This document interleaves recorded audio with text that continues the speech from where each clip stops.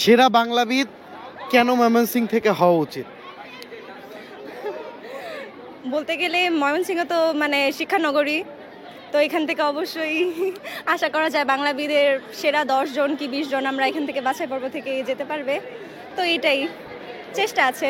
ময়মনসিংহের যে আঞ্চলিকতা, সেটা বাংলাদেশের আঞ্চলিকতা সারা দেশেই অনেক জনপ্রিয়। আর ময়মনসিংহে আমাদের আঞ্চলিকতার পাশাপাশি আমরা শুদ্ধ বাংলাটাকে অনেক চর্চা করি। তো আমি মনে করি ময়মনসিংহের থেকে বাংলাবিদ হওয়াটা অনেক জরুরি, আমাদের কালচারটাকে আরও ফুটিয়ে তোলা জরুরি সারা দেশের সামনে। ধন্যবাদ। আপনার কালচার সম্পর্কে কেউ যদি জানতে চায় আপনি কীভাবে ব্যাখ্যা করবেন?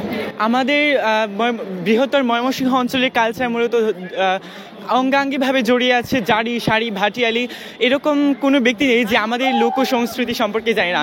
এছাড়াও ময়মনসিংহ গীতিকার একটি অনবদ্য অংশ দখল করে রেখেছে আমাদের ময়মনসিংহ অঞ্চল। সেরা বাংলাবিদ কেন ময়মনসিংহ থেকে হবে?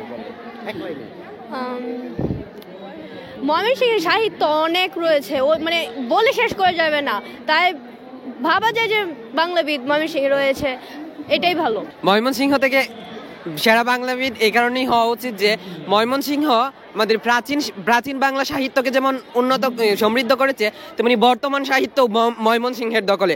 আমরা যদি তাকাই সম্প্রতিকালে কবিদের দিকে, নির্মলেন্দু গুণ, শামসুর রহমান সব সম্প্রতিকাল কয়েকদিন আগে মারা যাওয়া হেলাল হাফিজ, যা আমাদের ময়মনসিংহের ঐতিহ্য।